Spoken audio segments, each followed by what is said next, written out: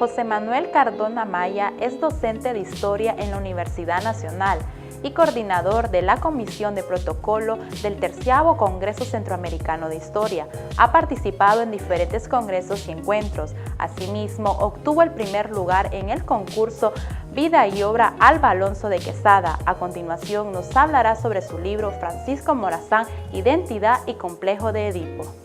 Bueno, el mito fundacional en la historia de Honduras puede comprenderse de dos maneras, ¿verdad? Desde una metanarrativa de la nación y dentro de la narrativa propia del mito. En la narrativa, el mito fundacional se viene a anclar en la figura de Francisco Morazán. Francisco Morazán fue no el primero, sino el que más intentó colocar un Estado liberal en Honduras.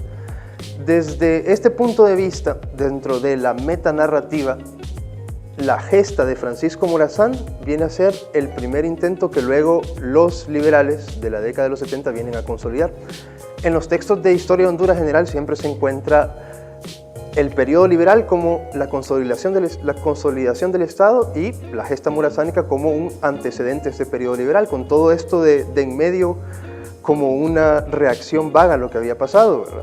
Y dentro de la narrativa propia, el mito fundacional tiene su propia trama que sigue el ciclo del héroe como lo propuso John Campbell, pero también anteriormente Freud había propuesto que dentro de nuestras propias vidas y dentro del colectivo hay una narrativa que usualmente sigue la trama edípica que él proponía.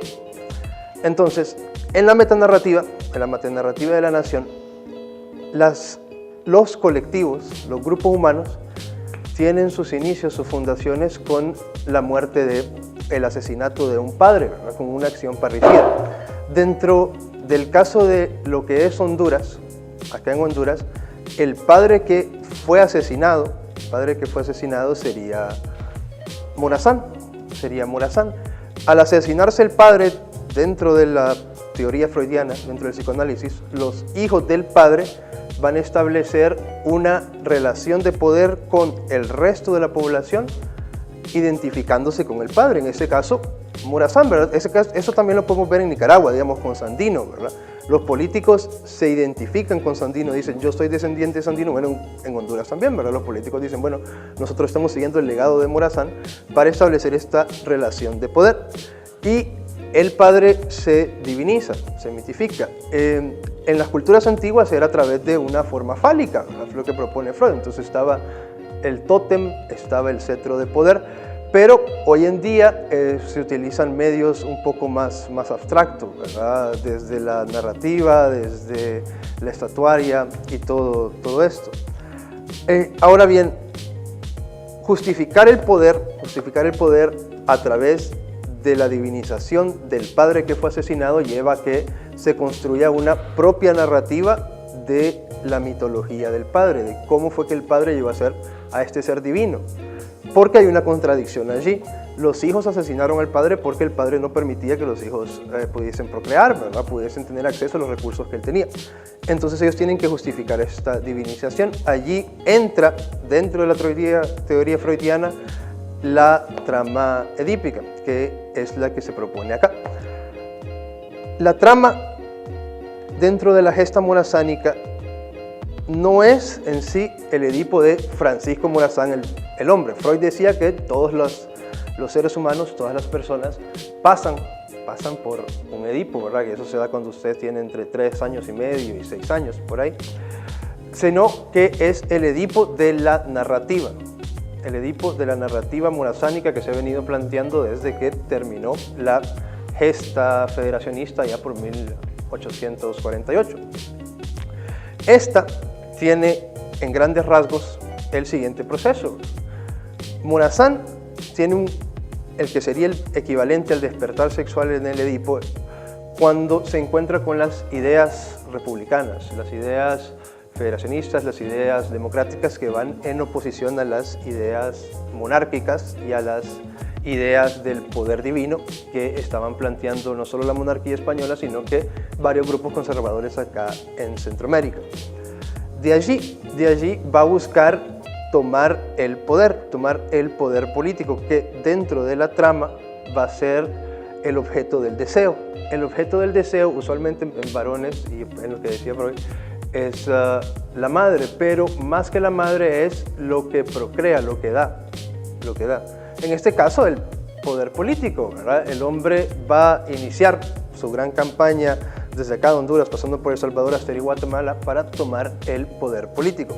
Pero a la vez hay algo que impide que el niño, y en este caso Morazán, puedan poseer totalmente el poder político, igual que un niño pueda poseer totalmente a su madre, ¿verdad? Un niño no puede estar sexualmente con su madre porque su cuerpo no se lo permite, ¿verdad?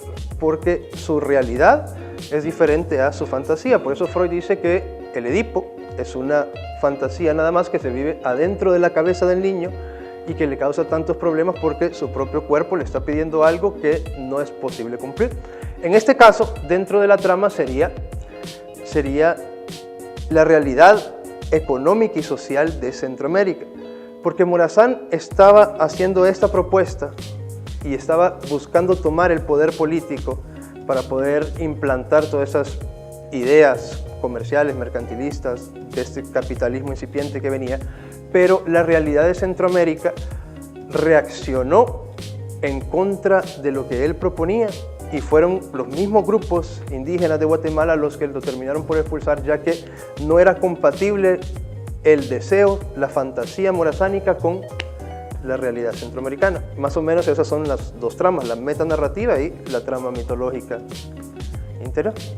El abordaje del mito fundacional desde el psicoanálisis se da sobre todo porque Freud proponía que la sociedad puede comprenderse como el individuo, es decir, lo que sucede en el individuo se viene a reflejar en la sociedad, y de cierta manera decía que todos los individuos pasan por el mismo proceso universal, aunque lo enfrentan y lo resuelven de maneras distintas. Y de la misma manera los colectivos vendrían a pasar por el mismo proceso individual y a resolverlo de maneras distintas. Todo este enfoque viene a acercarse a esta idea algo contemporánea de que la historia es una ficción y que la historia puede tratarse como una narrativa.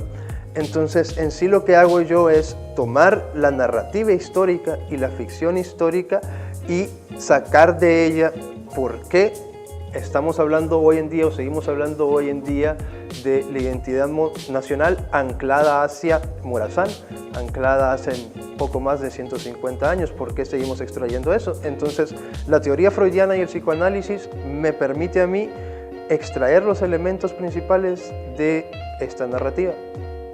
La identidad nacional en Honduras se ha estudiado generalmente vinculada con la nación, con el Estado también, aunque no son lo mismo, ¿verdad? Pero el Estado-nación junto ha tomado esta característica de identidad y la ha hecho propia, y la ha hecho sujeto, la ha esclavizado a la nación. Una de las preguntas que me hacía yo cuando hacía ese trabajo es ¿por qué en pleno siglo XXI seguimos hablando y seguimos impulsando la identidad nacional cuando estamos viviendo en un momento postnacional, cuando cada vez son menos las barreras y las fronteras que me separan, no solo geográficamente, sino que de una manera más abstracta en el contacto y de una manera cultural, cada vez estamos más cerca de una cultura global? ¿Por qué seguimos nosotros intentando cerrarnos en lo que es la identidad nacional? Y de cierta manera esto es un postulado marxista que también lo incluyo dentro del argumento, es que según Marx, eventualmente la nación el Estado nacional iba a dejar de servir el propósito que estaba sirviendo y eventualmente este tenía que desaparecer. Entonces me pregunté por qué estos autores nacionales continúan idealizando la identidad nacional bajo los preceptos o propuestos por el Estado-Nación, y el trabajo viene a demostrar y hablar de que es porque ellos están anclados, tienen cierta relación fetichista con la gesta morazánica, y esta relación se da sobre todo porque en Honduras no hemos creado nuevas narrativas. Un ejemplo sería, bueno, ya lo di, es Sandino en Nicaragua, es una nueva narrativa. En Nicaragua se superó toda esta idea de la independencia como el momento en que se iba a anclar la identidad, y ahora la identidad de ellos se ancla con Sandino, ¿verdad? Esto le ha traído buenas cosas a Nicaragua, pero también le ha traído algunos problemas, pero es parte del proceso natural de los pueblos, ¿verdad? Otro ejemplo sería por Estados Unidos, digamos. En Estados Unidos, si ahorita hablamos de nación y hablamos de nosotros, el pueblo estadounidense, nos tachan de xenófobos, ¿verdad? Y de neofascistas. Solo vemos a Trump cómo ha generado rechazo el discurso ultranacionalista de Trump. Pero si nosotros nos ponemos a reflexionar, ese mismo discurso ultranacionalista de Trump es el discurso que se tiene acá en Honduras acerca de la identidad nacional. Entonces, porque aquí en Honduras es aceptado y porque allá es rechazado, y es porque allá han logrado crear nuevas narrativas que son mucho más de acordes a la situación actual de su sociedad, mientras que acá nuestras narrativas sobre la identidad siguen siendo narrativas del siglo XIX.